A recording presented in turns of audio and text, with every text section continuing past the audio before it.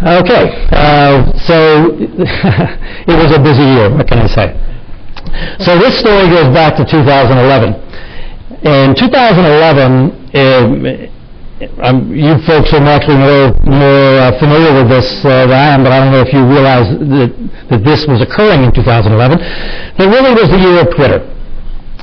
In 2011, Twitter became the main source for breaking news. Right? It had been around since, 2007-ish, 6 or 7, but really by 2011, that was where you went first to get breaking news. Well, in October of 2011, there was a snowstorm that affected the Northeast late October, and at the Weather Channel on television, we covered it as the Northeastern snowstorm, the Halloween storm, a variety of ways of describing it. But the people at the Weather Channel that were concerned with social media, and there's a unit that really that's all they're concerned about, they came up with the name Snowtober, and #Snowtober took off. Other people started using it, and it became the name of the storm.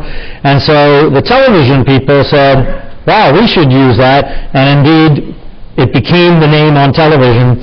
And it became apparent in the social media world that the storm needed a name. But every storm needed a name. But everything needs a name. Because you need to have a hashtag. So that forced us to think. And so I asked this is about the time, 2011 was when I became responsible for the weather content on the Weather Channel. I asked the meteorologists to think through the idea, could we figure out a way to come up with a name in advance instead of trying to be clever at the time the storm was happening. So if you remember, the variety of names, Snowmageddon and the other names, Snowmageddon 2, the names for the big storms that had come up that would have been used in the hashtag weather, although those long names were really not good for hashtags, right? It's a pain to type them on your phone, and you can get them wrong and stuff like that. So I challenged the forecasters to see if through the winter of 2011, if they thought that a naming scheme were possible. And of course, 2011 was a really quiet winter. And so anyway, come spring, we determined, we think we can do this. How should we do it? What should we do? And so forth. So in the summer of last year, we sat down and started with a long list of criteria and ended up with a short list of criteria, which I'll show you in a second. And then it became a question of, okay, what do we name the storms? If we're going to do it, what do we name them? So I sent an email out to the executive level of the production department at the Weather Channel, the executive producers, the programming people, the people in the snow winter forecasting arena. So look, if we're going to name them, what's the scheme want to be? How will we choose names? So, and I thought, okay, maybe the names from the 20th century, or pick a decade and those popular names, but no hurricane names, and some kind of scheme. And one of the executive producers said, my wife and I figured out Greek and Roman names. And I said, aha, okay. So I sat down with a list of Greek and Roman names, and some they suggested, some I came up with, and most of them they suggested are the key ones. And then there were gaps because there aren't Greek and Roman names for every letter. And set us a criteria that they had to be pronounceable by English speakers. They had to be relatively short. And then because it was the first year, I wanted there to be some stories involved with the names. So this was the set of names that we came up with that many of you may have known. I came up with a definition on each one, going back. So the theme of them was to go back to the roots. So Draco was not Draco Malfoy. Draco was the Greek guy who became the root of the word draconian and was a famous Greek character. Gandalf was not Gandalf from Lord of the Rings. It's the Gandalf that spelled differently, if you notice. We got a lot of, you spelled it wrong, you idiots. Can't you spell? Well, no, actually, Tolkien spelled it wrong. This is the original Gandalf from the 19th century. on and on. Q, and obviously, let's go with Q from Star Trek, or is it Q from 007? No, it's Q from the Q train in New York, which prompted the New York Times transportation reporter to call and do an entire story on the winter storm names. So, on a number of levels, the project was spectacularly successful. It was used by all kinds of media. It generated discussion. But the fundamental underlying reason to do it was because we needed a hashtag. The secondary reason to do it was to raise awareness that there was some sort of enhanced coverage going on for winter storms. Oh, did you hear there's a Gandalf out there? No, I didn't know that. Oh, yeah, well, you better check out the forecast. So just exactly the same way it works in tropical systems. Obviously, we're familiar with tropical storms. So that was the thinking. And the other thing from a business standpoint is we wanted to get people talking about winter storm coverage on the Weather Channel. But the fact is that we never saw this as a Weather Channel, a long-time Weather Channel project, and I'll talk about that in just a second. So here were the advertised criteria for naming, the key one being the middle one there. And so the question was, does our forecast call for a disruptive event? If people should consider evaluating their travel plans, does it look like this storm will be disruptive? Then we would consider naming it. As it evolved, so obviously it was the first year, started out fairly conservatively, and then got a better feel for it, and ended up with, of course, it was a very busy winter with a lot of kind of medium-strong storms in relatively small areas. So we ended up with 27 names. We actually had an overflow problem. And we actually had 28 named storms because we had Sandy, right?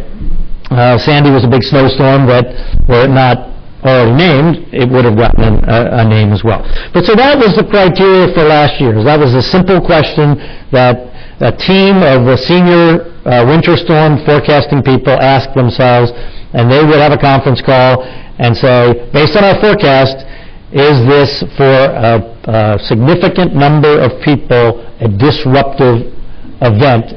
And indeed, it worked out that they were. In fact, the storms last year tended to overachieve the forecasts in general. So just to show you how it worked out when you actually plot them, it's kind of cool. Kind of looks like hurricane tracks. What this is this is when the HPC put a low on the map and tracking along. Now, a key difference here is if you notice Khan, by the way, that's Genghis Khan, not Khan from Star Trek.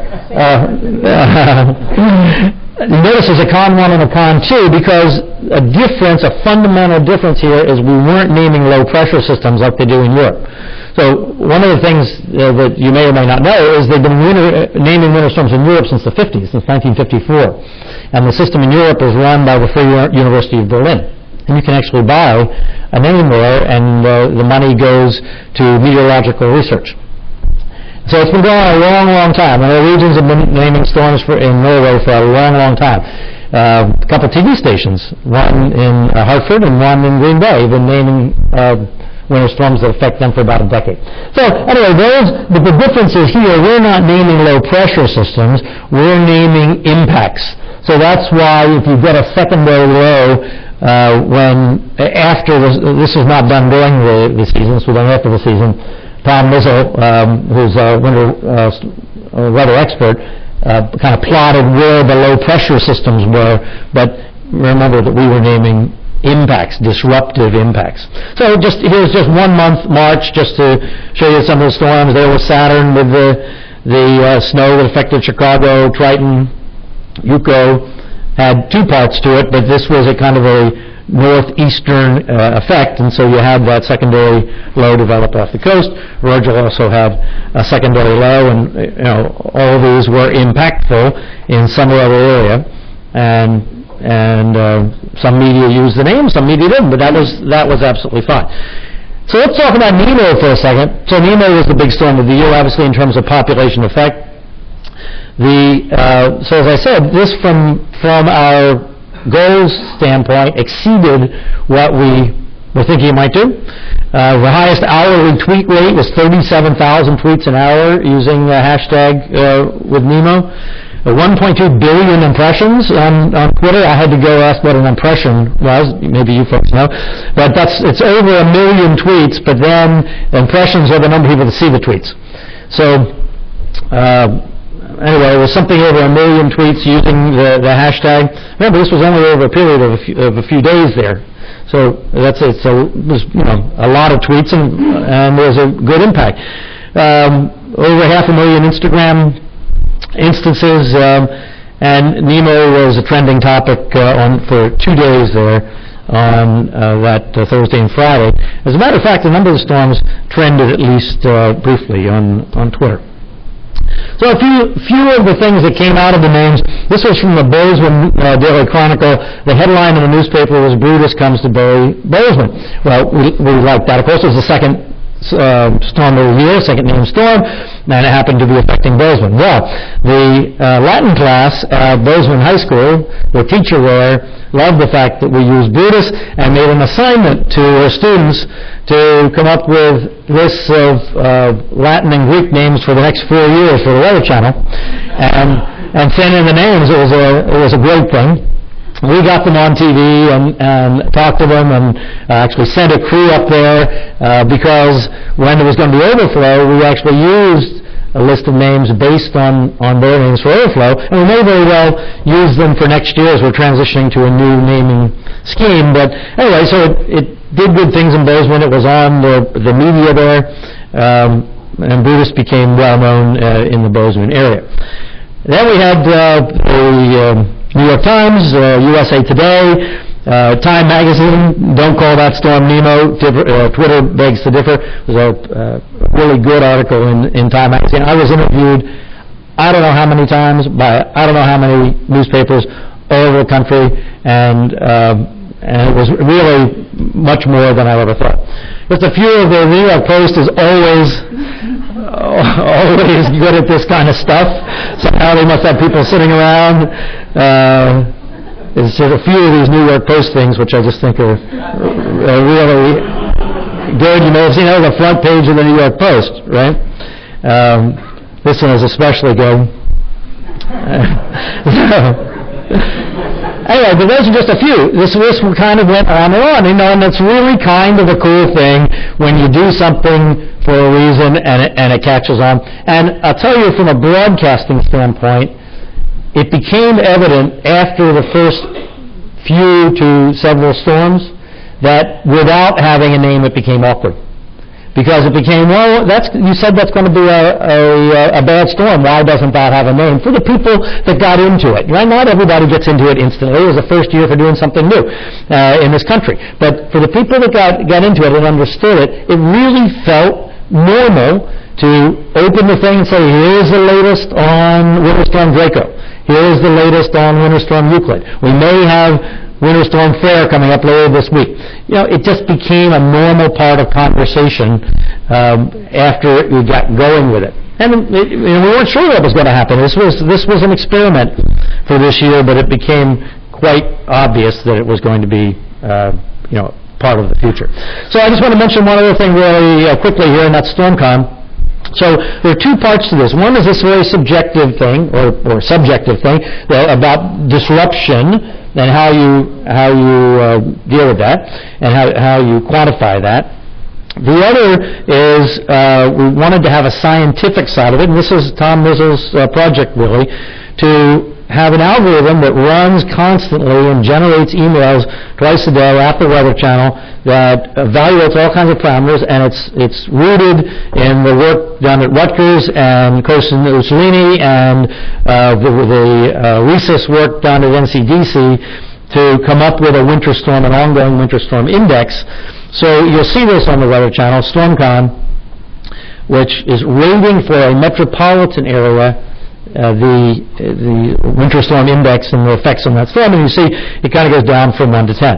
And then one other thing I just wanted to show you, adding to what I said yesterday, is the Aware Alert Action. Let me show it there. So Aware Alert Action, we use that for winter storms as well. Action doesn't come into play very often for a winter storm unless it's a blizzard that we think is going to cause a lot of power outages, but the idea is to give advance awareness. So this is about awareness and communication.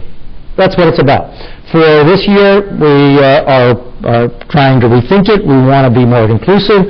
The naming this year is probably going to come again from our Latin and Greek list, although it's not set, but we're looking for criteria that involve the National Weather Service and the National Weather Service thresholds so that anybody can duplicate and understand it. Last year, it was sort of behind the curtain. It was a group of people that were making an evaluation, but we were learning. And like I said, from a broadcasting standpoint, from a communication standpoint, we found it to be extraordinarily successful. So, but the goal is not to have it be a Weather Channel thing, and really for the Weather Channel not to own it, but to get the process started. And there's no other entity to do that. There's no other entity big enough that can move fast enough to do it. So that's why we went ahead and took it on. So I'll answer your questions after we all talk. Thanks. Thank you so much.